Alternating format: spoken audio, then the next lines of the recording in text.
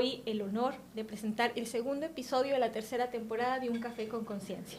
Mi nombre es Erika, para quien ya me conoce, y hoy tengo una bendición de poder entrevistar a alguien que mucha gente lo conocerá a lo mejor como empresario, o como maestro, o como emprendedor.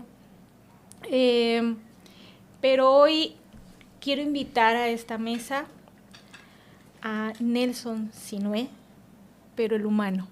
Okay. Más allá de lo que la gente conoce de ti, quiero entrar en ese corazón. Bienvenido, Nelson. Gracias.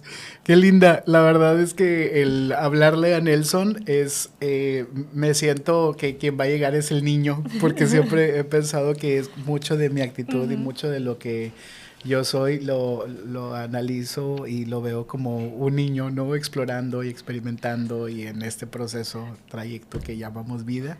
Entonces es un placer estar contigo. Un placer y bienvenido a Nelson el Niño.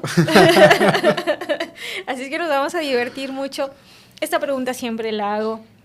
¿Quién es Nelson? ¿Quién es Nelson? Fíjate que creo que es precisamente esta alma inocente que está transitando por este trayecto, encontrándose y descubriendo y en un proceso constante, madurando, porque eso también es parte del ser niño, el empezar a crecer. Y eso es lo que disfruto mucho de mí, de pronto el no perder la capacidad de asombro y el encontrarme con una persona. Y como niño soy confiado y en esa confianza aprendes mucho, ¿no? Porque conectas con las personas con una facilidad tremenda, terrible a veces. Y el tener ese choque de realidad y salir llorando porque a veces yo no quería jugar así o así no se vale, es cómo se resume mucho a veces de mis experiencias de vida. Y aquí estoy siguiendo en este juego y creo que vale mucho la pena con quienes me he divertido, con quienes he llorado, con quienes he reído y bueno, esperando a ver el juego siguiente, ¿no? En esta cancha llamada vida, sí, que te ha tocado jugar, ¿cuántos años tienes? 45. 45 años. Sí. ¿Qué es lo que más le apasiona a Nelson?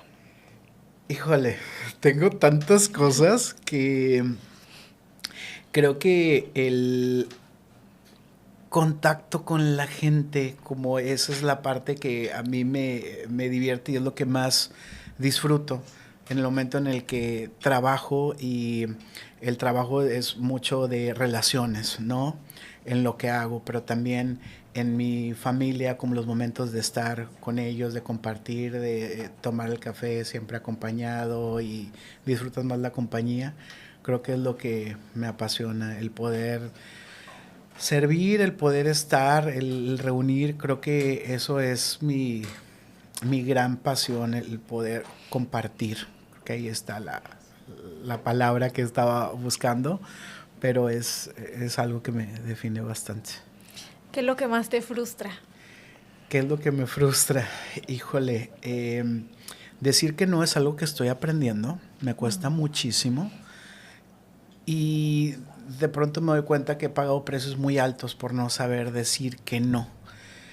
Poner límites me frustra, es algo que no sé, por alguna razón, a lo mejor desde niño, sentí un peso, una carga que no era mía, pero que yo tomé, de responsabilidades, de cosas que cumplir expectativas quizá, y ser el hijo, el hermano, el tal, como lo mejor posible.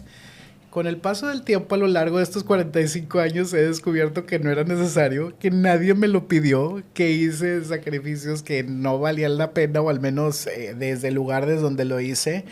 Creo que me resonaba mucho el egoísmo, y sin embargo terminé siendo egoísta precisamente porque puse una como deuda, ¿no? O puse en deuda emocional a mi entorno, y creo que ha sido parte de lo que el niño ha descubierto, ¿no? El decir, está bien frustrarse, está bien decir que no, es sano poner límites y el no perderte en el proceso. Creo que ha sido una de las frustraciones más grandes que he tenido cuando me he puesto en la prioridad 11 de 10, es donde más me he sentido frustrado.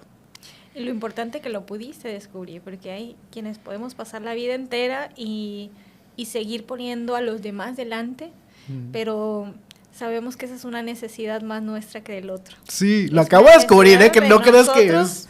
De ayudar a que el otro sea ayudado. ¿Por qué? Porque Total. necesitamos ser amados. Sí.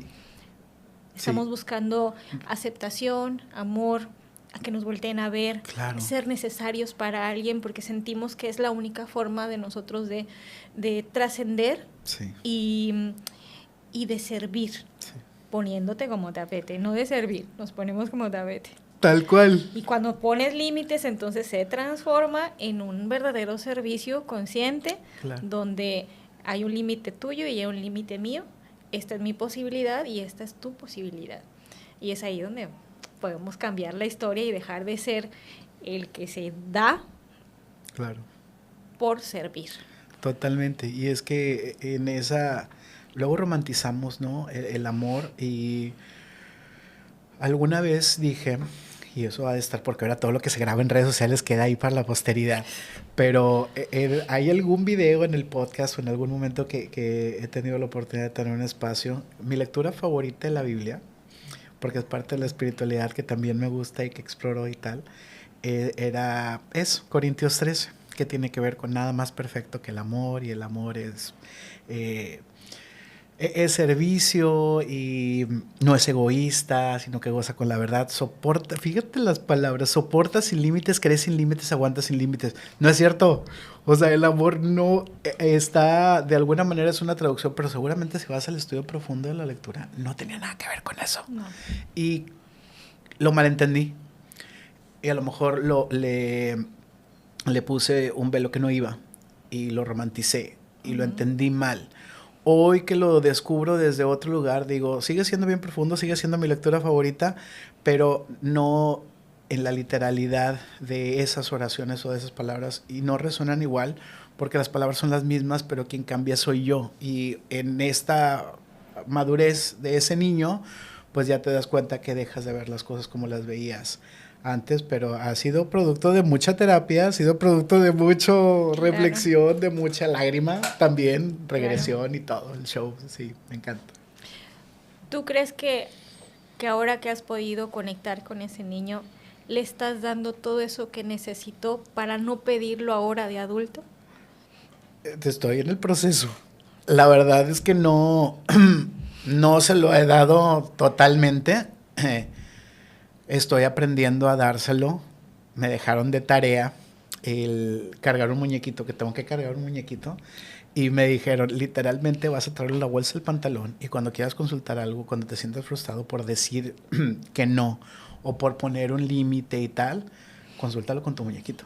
Entonces ya lo pedí, me va a llegar en Amazon y ya me va a acompañar el muñequito porque es parte de la tarea y de la terapia en la que estoy trabajando. Y espero darte mejores cuentas en otra entrevista porque estoy apenas ahí trabajando. La verdad es que traer una herramienta es como el muñequito. Van a creer que vas a hacer vudú, pero no. En realidad es una herramienta que sí se utiliza mucho en terapia. Te va a ayudar mucho. Pero yo sé que tienes un muñequito de carne y hueso. Sí. Que tiene 6 años. Sí. Los hijos siempre vienen a mostrarte, son el espejo más grande, y siempre vienen a mostrarte todo aquello que no pudiste sanar y te ves en tus papás siendo papá. Sí. Estos 6 años, ¿cómo han sido para ti verte en tu hijo? ¿Qué has querido darle que tú no tuviste, que lo estás haciendo conscientemente? Híjole, sabes que me cuesta mucho porque algo que yo no vi en casa fue una diferencia, por ejemplo, de mis papás. Y para mí estaba normalizado, decían, es que son el matrimonio perfecto porque nunca discuten, todo fluye bien y tal. Cuando llegas a una edad madura y te das cuenta que no, que muchas veces en su entendimiento o en su proceso era la mejor manera de educarnos, pero claro que discutían, claro que tenían diferencias, claro que había todo, y lo sigue habiendo.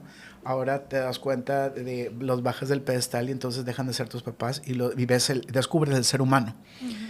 Y cuando tengo que voltear a ver a mi hijo, trato de darle una realidad de lo que realmente es. Me cuesta porque mucho tiempo quise ser como el todo cariñoso, todo está bien, todo es amor y meterlo en una burbuja en donde estuviera desconectado de la realidad porque no está chido. Y sin embargo, ahora el tenerle que poner límites hasta él, porque es algo que también el yo no hacerlo con mi vida era transmitírselo, me hace conscientemente amarlo y ponerle límites y de pronto yo ponerme duro. Me decía una terapeuta en algún momento, si tienes que elegir entre ser muy duro y ser blando, elige ser muy duro, porque eso le va a ayudar más que el que seas blando y que, como me decías, seas el tapete por el que el niño pase, porque eso es un emperador ahí y va a ser uno más en tu carga, o sea, ya va a pasar toda la avenida algo encima de ti y tu hijo ahora también. Entonces, creo que el hacer consciente esos límites de cómo lo que no resuelve uno como persona va a impactar la vida de alguien más, te hace hacerte más consciente de tus áreas de oportunidad para entonces corregir y dar. No me gusta decir una mejor versión porque siento que está trillado esto y que nada más es una frase vacía, pero sí el ser una mejor persona para él, ¿no? Yo creo que iría a eso, no la mejor versión, no creo que vaya a llegar, no creo que me alcance la vida para hacer eso, se me hace bien pretencioso, pero si puedo, pues a lo mejor corregir eso que vi y tratar de educar desde otro lugar, pues podría, creo que tengo la responsabilidad de hacerlo aparte. Sí, claro. Sí, al tener una vida a tu cargo, es una responsabilidad primero con uno, sí, para con ellos. Totalmente. Eso es algo que veo mucho en terapia. Yo no soy mamá, pero sí puedo ver que muchos papás quieren lo mejor para el niño, la terapia para el niño, el piano para el niño, y cuando les digo, a ver, ¿y tú qué estás haciendo? ¿No? No es que ahorita para mí todo es él y las colegiaturas, pero hay que entender algo, ¿no? Que eso fue lo que nuestros papás hicieron, se olvidaron de ellos. Nunca hablaron de sus problemas, nunca nos enteramos si discutían o no, y todo eso se guardaron, y son personas que ahorita tienen diabetes, tienen hipertensión, tienen problemas del corazón, porque se guardaron muchas cosas, nuestros padres, nuestros abuelos. Y hoy día está un poquito más permitido que una mamá, que un papá diga, estoy rendida, estoy cansada, no puedo más, claro, necesito ayuda. Que eso es un acierto, y que también está dando resultados negativos en algunos, de alguna forma, pero vamos a encontrar el equilibrio, creo yo, como humanidad, entre la relación padres e hijos. Ahorita es una generación distinta la que está creciendo, lo veo en consulta,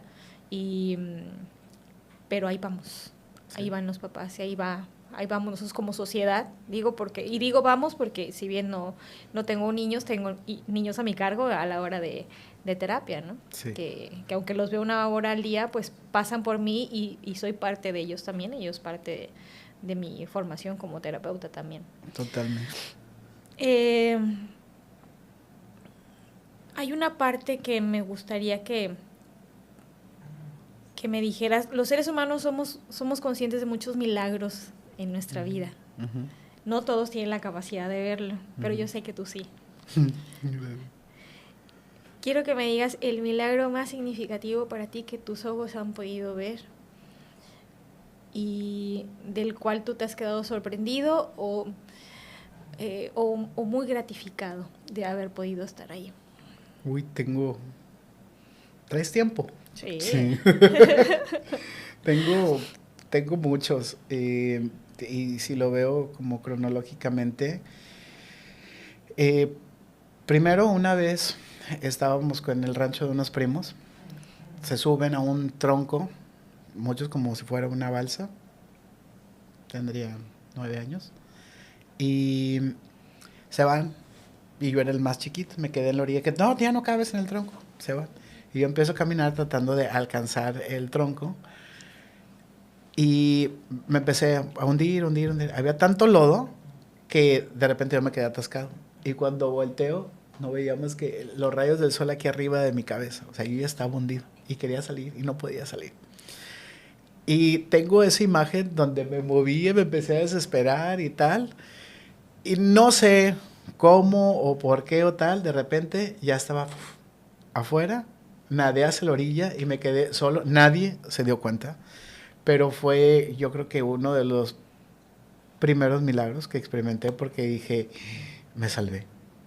Y no se lo platiqué quizá a nadie en ese momento, sino después recordé y dije, nadie se dio cuenta, me pude haber yo muerto, y todos iban a andar en la fiesta y tal, mis primos más grandes. Y creo que ese fue uno de los primeros milagros que pude experimentar. El segundo estaba, mi mamá tenía 60 años y llega un diagnóstico de cáncer.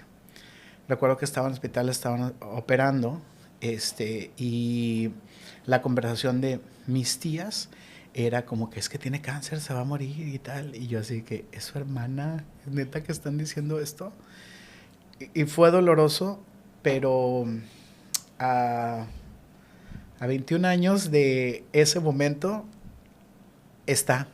Y creo que esos 21 años de tiempo extra que le llamo yo, de tener a mamá todavía y ver la energía que tiene más energía que tú y que yo juntos y que los que estamos en la sala, ha sido el segundo milagro que me ha tocado presenciar y decir, la mano de Dios está ahí.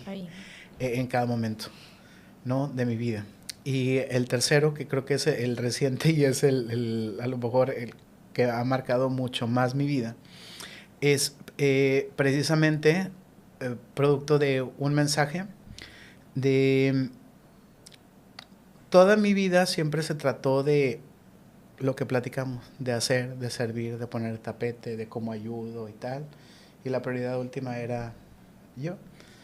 Siempre me enfoqué más como en el trabajo, en los títulos, en el estudio, en el hacer, el tener algo que dar, porque era lo que me permitía a mí sentirme valioso de, pues ya tienes un coche, pues ya tienes una casa, o ya tienes este título, tal.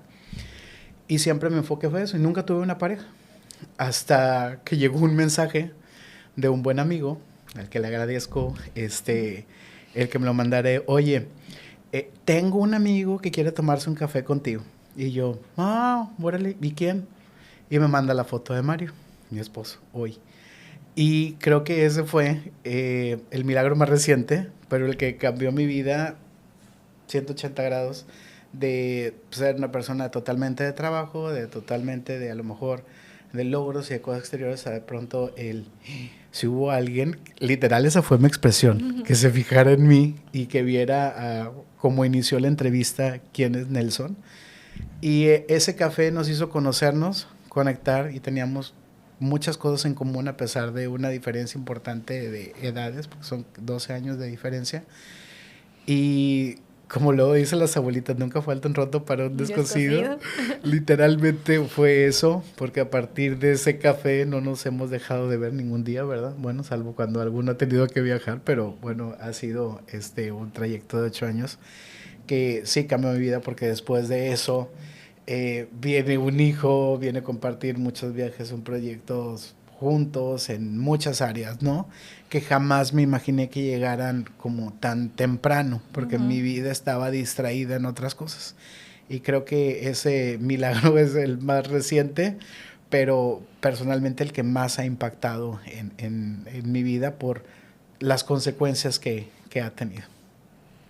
Entonces tu pareja representa un milagro en Totalmente. Tu vida. Y que ahora tienen un milagrito. Sí. Y van por más. Y queremos más, claro. Primero Dios, pero... Eso es muy hermoso verlo en las parejas. Hablábamos del amor hace un ratito. Que el amor, como nos lo enseñaron, como sociedad en las novelas, el amor sufre y duele, claro. Y eso lo tenemos como sociedad, y más la sociedad mexicana. La rosa de claro. El airecito y todo lo que hemos visto respecto al amor.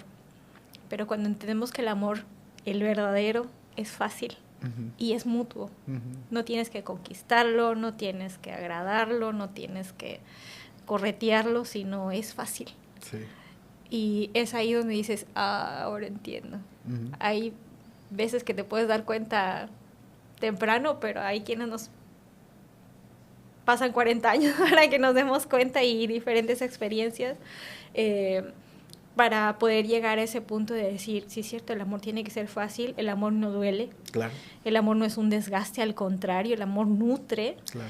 Y eso es lo que yo puedo ver en ustedes, y te lo veo en tu cara. la plenitud, esa es la palabra, plenitud que hay respecto a esa área de tu vida. Sí, es que como dices, luego lo espera uno tanto tiempo que llega cuando tiene que llegar, pero también creo que llega cuando tú estás listo, ¿no? Para abrazarlo, para que llegue, para elegir, porque al final se vuelve en eso, ¿no? Es todos los días una decisión y el disfrutarlo. Creo que sí coincido contigo en que es fácil, en que no duele y no pesa. De pronto, pues obviamente esta humanidad y esta fragilidad nos hace echar chispas. Sí, las diferencias naturales de cada ser. Como en todas las relaciones, ¿no? Pero creo que cuando te permites que las diferencias sean por esas tonterías o por banalidades o trivialidades, lo de fondo pues permanece intacto, ¿no? Y creo que es lo que hace que todos los días sigas estando y sigas haciendo que vale la pena, y después te sacudes nada más las telarañas y vamos a lo que sigue. Entonces es lindo el proceso y sobre todo vivirlo acompañado, ¿no? Que nadie tiene por qué experimentar nada, ni tristeza ni alegría solo. Creo que vale la pena hacerlo en pareja. Desde ahora que ya eres papá, que puedes entender muchas cosas, ¿qué representan tus papás para ti? Híjole, son dos pilares bien importantes que yo los veo como maestros de vida, que elegí, porque finalmente creo que esa relación es un pacto de almas que hacemos antes de venir, y que tienen un propósito claro, y lo ves cuando empiezas a madurar. Uno quiere que le duren toda la vida, pero también entiendes que parte del proceso es precisamente el transitar la pérdida. No me veo listo, porque creo que nunca está uno listo para eso, pero creo que hemos aprendido mutuamente, ¿no? También les he enseñado cosas, no sé, ellos sabrán cuáles son las cosas que les ha tocado aprender de Nelson el hijo. Pero de cada uno de ellos tengo aprendizajes como muy puntuales y mucha gratitud por lo que me han dado desde su manera de entender la vida y de los procesos que cada quien tiene, porque han sido muy diferentes, pero creo que después entiendes cómo pueden personas venir de caminos tan distintos, pero coinciden en el mismo lugar, y a veces el lugar eres tú, ¿no? Entonces creo que es parte de lo que tengo de mis padres. ¿Nelson ya descubrió su verdadera misión?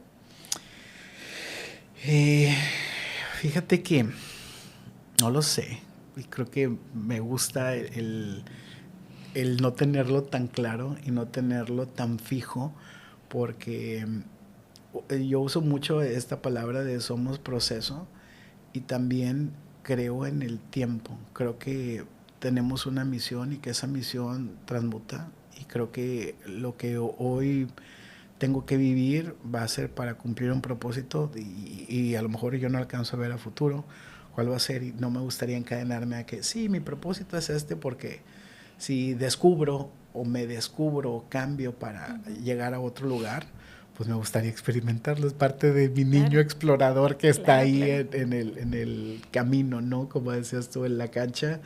Y hoy quiero jugar esta posición, pero quizá mañana ya no quiero ser defensa, pero quiero ser portero, pero quiero ser o tomar otra posición, y pues que venga, ¿no? Lo que tenga que venir.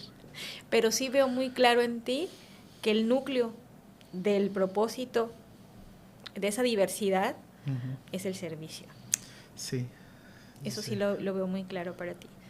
No sé desde qué trinchera, hoy como papá, como pareja, como empresario, como hijo, como tío, pero sí tengo como que veo muy claro en ti que todo tiene que ver con el servicio hacia el otro. Sí.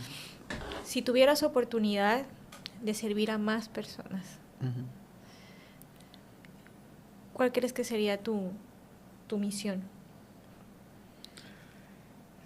Híjole, en algún momento vi esta parte de mi segundo nombre, 19, que tiene que ver con manos curativas, ¿no? Y fue una definición que me gustó. Y aunque a lo mejor yo no me veo tanto como siendo el que sana con las manos y tal, creo que sí el trabajo, sí el poner al servicio de alguien más mis manos es algo que me gustaría hacer. ¿Cómo? También permitiendo que ocurran y que las cosas sucedan. Creo que hay que abrirse a las oportunidades del universo y también te las va a poner ahí y el llamado va a estar y creo que todos terminamos siendo un instrumento.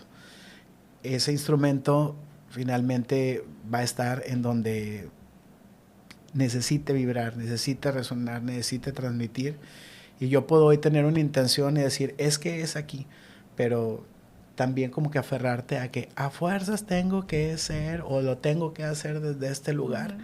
Creo que no está chido, hay que tener como la libertad y la flexibilidad de, oye, si en algún momento por la docencia te gustaría, por la administración pública, por desde el tema empresarial, por donde he sido llamado, he tenido a lo mejor y he vibrado con el decir sí cuando me invitan a algo. No me ha tocado el tener que decir no, pero también me lo debo de permitir, ¿no? En algún momento cuando no resuene, cuando no vibre, cuando sienta que no sea el lugar, también tendré que hacerlo. Pero ahorita estoy abierto a las oportunidades que puedan venir. Yo levanto la mano a ver qué me llama, ¿no? ¿Te llama la administración pública? Sí, me gusta. Sí. Y precisamente yo hice mi maestría en administración pública por un plan de vida que tenía. Siempre pensé, me voy a retirar a los 45 años de como la parte empresarial, la parte social es algo que me gusta mucho y que no, en cuya operación no me meto tanto porque es muy absorbente, es muy demandante y ahí se te puede ir la vida, ¿no? O sea, atendiendo el asilo de adultos mayores o haciendo este trabajo social, tú te puedes ir y las necesidades van a seguir y eso, claro, eso no por termina. Los siglos de los siglos, ¿no? Pero la administración pública, pues yo me preparé después de hacer una carrera a los 30, hice mi maestría en administración pública en universidad pública porque quería tener como todo ese feeling que no es lo mismo la educación privada que la pública y la pude experimentar y tuve maestros maravillosos y fue precisamente para abonarle a ese plan de 20 años adelante. Ya se acerca, nada, me faltan 5 años para entrarle al tema, pero creo que fue la parte de preparación y el estar listo para cuando la oportunidad llegase, ¿no? Entonces, ahí está pues darle congruencia, ¿no? Uh-huh. A esos estudios que tuve entonces, de ver la realidad. Creo que luego tengo una visión diferente un poco de lo que hay en el entorno. A veces más amorosa, a veces más aguda, a veces más crítica, pero a veces más gentil también. Y sí es algo que lo veo como un patrimonio intangible que puede uno dejar para las siguientes generaciones, ¿no? Uh-huh. Oye, ¿tú qué hiciste? ¿Vas a ser uno más que se queja de las cosas o vas a ser alguien que hizo? O que intentó, por lo menos. Quiero ser el que intentó. Claro. Llevas ya algunos años en el servicio social, sí, ayudando a una comunidad grande de adultos mayores. Sí. Cuéntame esa experiencia. Sí, ha sido maravilloso porque los adultos mayores te sorprenden todos los días, te dan grandes lecciones, te escuchan. Y creo que es la mejor definición de escuchamos y no juzgamos, que está tan de moda.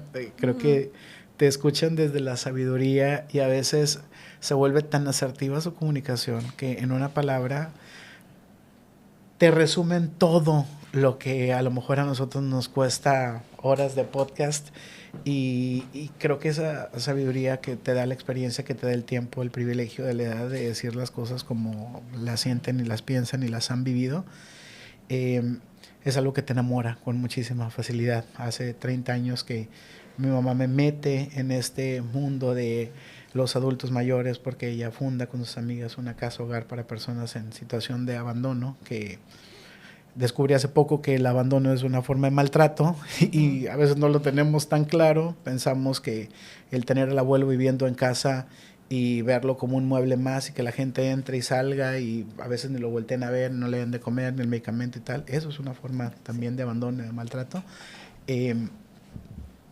Pues me hace repensar mucho el cómo otras culturas veneran tanto, ¿no? A los ancianos, cómo había este respeto por los adultos mayores y no hemos hecho una buena labor en ese sentido porque creo que los hemos olvidado y los hemos vuelto invisibles y como sociedad tenemos una deuda y tenemos una hipoteca social importante porque son personas que pues lo merecen todo, o sea, ya trabajaron, hicieron, construyeron mucho con sus aciertos, con sus errores, pero de quienes podemos aprender tanto y creo que a veces ignoramos eso o nos hacemos de la vista gorda, quizá, ¿no? Pero sí me encanta, te enamoras de los abuelos, Claro.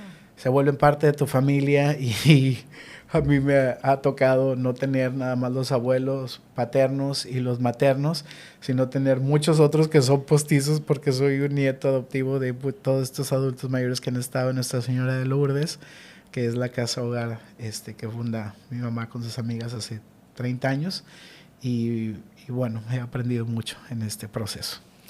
Como cultura, sabemos que en la cultura en México los abuelos eran hombres sabios, Sí. los tatas. Sí. Y la gente se reunía en las tribus, en las comunidades, a escuchar a los hombres sabios. Hoy día, yo creo que tiene que ver mucho la forma en que hemos ido avanzando, quizá tecnológicamente, que ya no recurres al abuelo, sino recurres a la IA. Algo ahí. Pero sí, ese sería, yo creo que un punto importante de resaltar en la sociedad y un foco que tendríamos que poner ahí para rescatar a estas enciclopedias vivientes. Sí. Tienen tantos años, tanta sabiduría, tanto amor, porque ya entendieron todo, ellos solamente son amor, son como los niños, ellos ya vivieron, ya pasaron, ya sufrieron, entendieron de qué iba, entonces ellos están sentaditos ahí viviendo en amor. Claro. Y quienes tuvimos la fortuna de vivir y crecer con abuelos sabemos que el amor de abuelo no hay. Totalmente. Y que tengas la oportunidad de no nada más de haber tenido tus abuelos, sino de tener estos abuelos adoptivos y recibir ese amor que a lo mejor muchos hijos o nietos se están negando a recibir porque se lo niegan. Totalmente. Al dejarlos ahí olvidados y pues te llenas tú de todo ese amor. Totalmente. Fíjate que son dos cosas que me resonaron ahorita y que me parecieron muy lindas. Mi mamá tiene una frase que dice mucho y creo que le da mucho sentido a lo que hace todos los días, ¿no? Pero dice, ¿cómo es posible que un padre pueda sacar adelante 5 hijos? Pero 5 hijos no pueden sacar adelante un padre, porque la dinámica de mi trabajo, mis hijos, mi familia, mi tal, justifica el hecho de que yo no te puedo cuidar, papá, o tengo que contratar a alguien para que te cuide, te tengo que mandar a algún lugar. Y creo que somos como ingratos en ese sentido y como sociedad. Dicen que es de bien nacido ser agradecidos y cada vez somos menos porque se nos facilita o relativizamos el hecho de va a estar mejor cuidado si tiene una enfermera o si tiene una casa hogar o alguien que esté al pendiente de él que estar conmigo, y no es cierto porque esa persona no va a estar mejor con nadie que con su familia, ¿no? Y tener ese amor.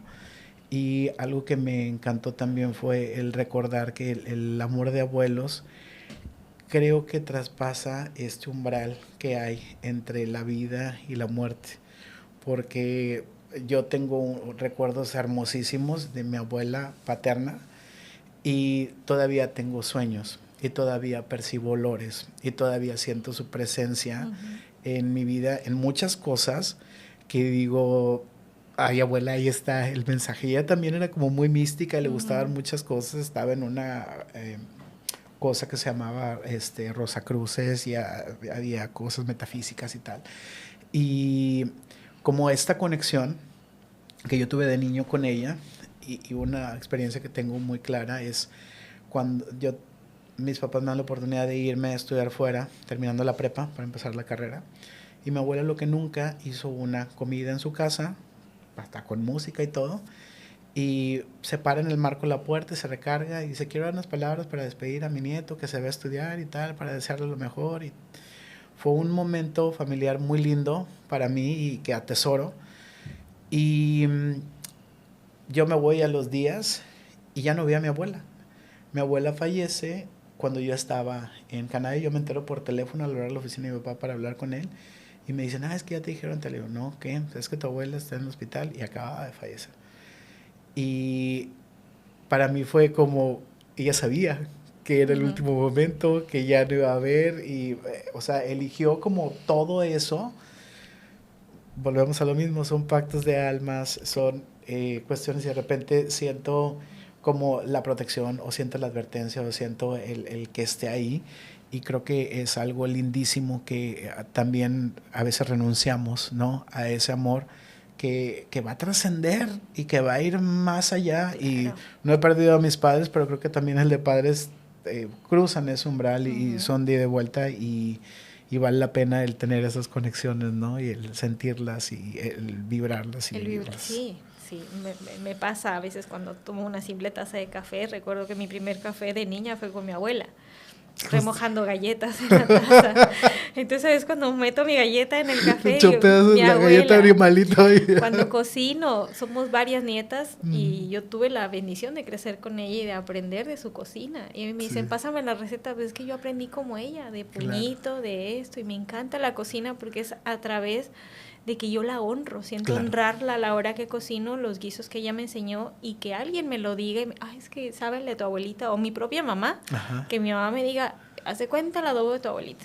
Y eso a mí me llena de orgullo porque eso trasciende, eso va más allá de los genes. Totalmente. Es una energía que te llevas y que te llevas contigo. Y eso para mí es que ellos no te dejan.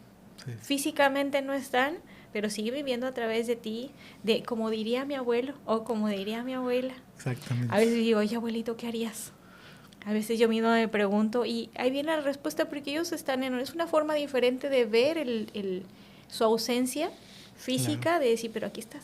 Yo te puedo pedir un consejo porque tus consejos están aquí conmigo, porque muchas veces los recibí.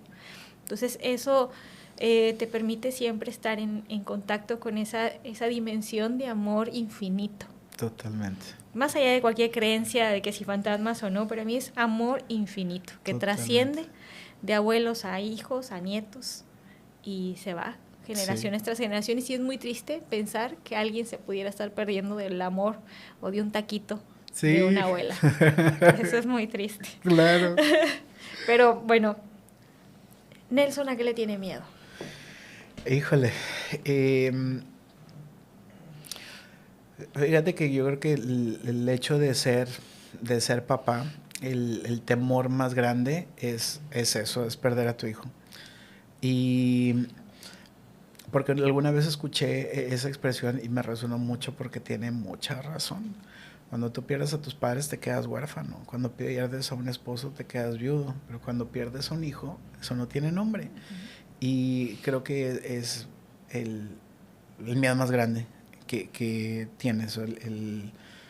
¿Qué pasaría así? Porque a lo mejor en el proceso natural siempre está uno irse antes y dices, qué egoísta también, ¿no? Porque sé que el dolor le quede al hijo y tal, pero yo creo que sí es un miedo o algo que todo lo demás creo que se puede superar. Yo sé que eso también, y no es superar, creo que los duelos, alguna vez escuché que se integran, terminas integrando, no los superas porque pues no es una prueba, no es nada, es algo natural y terminas entendiendo lo que aportaron, lo que son y que siguen, como decías, contigo después de la muerte. Pero sí es algo que no quisiera experimentar, ¿no? Y que sí me pone de nervios pues solo el pensar que pudiera pasar algo así. Creo que es el temor de muchos padres, ¿no? Todo lo demás creo que puede salir, ¿no? Pero ese momento también obviamente perder a mis padres es algo que me da miedo porque justo he platicado con mi esposo en algún momento que no he tenido esos duelos tan fuertes como he visto con mis primos, como he visto con amigos cercanos y tal, y que lo ve literalmente como en telenovelas, de que la lágrima y tal, y digo, yo gracias a Dios tengo 45 años y los tengo a los dos y todavía los puedo abrazar y también pelearme porque pues soy hijo y también tenemos diferencias, pero sí creo que son de los miedos más grandes que tengo, ¿no? Ahora que hemos platicado y que noto tu sensibilidad, que noto todo este amor que te rodea, y sé que el ser padre te pone de esa sensibilidad y de esa comprensión y ese entendimiento de quererle entregar un mundo mejor a tu hijo. Si tienes la oportunidad de estar en algún momento en el servicio público, ¿qué comunidad, qué ciudad, qué estado te gustaría que tu hijo disfrutaría si estuviera en tus manos? Fíjate que cuando nos movimos para Altamira fue precisamente porque como todo tiene sincronía, estábamos a días, Mario y yo, de firmar una casa para mudarnos porque habíamos vendido la casa que teníamos e iba a ser sobre la avenida algo y una casa de un piso con patio que había mucho trabajo que hacer y mucho que remodelar. Y ese fin de semana nos invita mi hermano y el contador a su casa en Altamira. Y nos llamó la atención que, le digo, todo estaba puesto a modo porque nos aventaban a la alberca, sacaron el carrito de golf, nos paseaban por el fraccionamiento, creo que hasta bajaron la lancha y hicimos un recorrido de la laguna, pero lo que pensamos al ver a mis sobrinos y a los hijos del contador y tal, fue en qué lugar podríamos tener y crear un hijo con esta libertad de que agarre la bicicleta y se vaya y que viva una niñez quizá como la tuya y como la mía, donde podíamos jugar a las 11 de la noche en la calle y todo estaba tranquilo y todo estaba bien, y que hoy yo veo muchas generaciones donde los hijos tienen 17 y 16 años y nunca se han subido a un microbús y nunca han andado en la calle solos y no hay como esta confianza. Y dijimos cómo regresamos como esa posibilidad de crear a Matías en un entorno así. Por eso nos movimos a Altamira y yo creo que ahí está mucho del dónde me gustaría verlo crecer, en qué entorno, y creo que tiene las mejores condiciones para dar eso, ¿no? Y para que todo este territorio que todavía está inexplorado, que todavía se puede planear mejor para un futuro, pueda aprovecharse de una manera más inteligente, y es donde veo una oportunidad para que él también tenga sus hijos y venga las siguientes generaciones y bueno, pueda ser un mejor lugar para estar, ¿no? Claro, y ¿por qué no replicarlo para más niños? Sí. Vivir en un estado tranquilo. Sí. Que esta generación que dices tú de adolescentes que no van ni al Oxxo solos. Sí. Yo tengo una sobrina de 13 años que vino hace poquito, ya lleva naranjos, pero también no sale. Y se me ocurrió decirle, me dijo, tía, quiero un trole. Dije, pídelo. O sea, para mí se me hizo fácil porque uno te mandaban a traer la masa o las tortillas desde que estabas crío, desde que podías caminar, creo. Sí. Y no sabías cuánto era el cambio, pero tú te regresabas con tus tortillas y con tus pesos en la mano. Y se me queda viendo la niña con cara de desesperación y entra mi mamá a pedirle el trole. Y mamá, porque no lo pidió ella, dice, es que no lo sabe pedir. O se paniqueó. Sí. Entonces, como sociedad, todos, tengas o no tengas un servicio público, creo yo que como sociedad tenemos esa responsabilidad, que esa es otra cosa. A mí la política no es como mi fuerte o algo que me interese. Trabajé en DIF, 3 administraciones, pero hay algo que siempre me llamó la atención, que dejamos todo en manos del servicio público, pero nosotros como sociedad, como humanidad, no hacemos nada. Claro. Entonces, siempre veo personas que dicen, no, es que él no hizo, es que no vinieron a recoger la basura, es que no esto, es que no lo otro. Bueno, pero ¿tú qué hiciste? Fuiste y amontonaste la basura igual que todos, ¿no? No separamos basura, no hacemos cosas que a lo mejor en otros países sí se hacen. No cuidamos nuestra salud, dejamos que... y nos quejamos que no hay medicamentos, pero pues diabéticos y nos metemos, o sea, no tenemos como esa cultura de autocuidado claro. a nivel personal y como sociedad. Sí. Decir, hay demasiados gatos en la colonia y nadie viene, pero ¿qué estoy haciendo yo?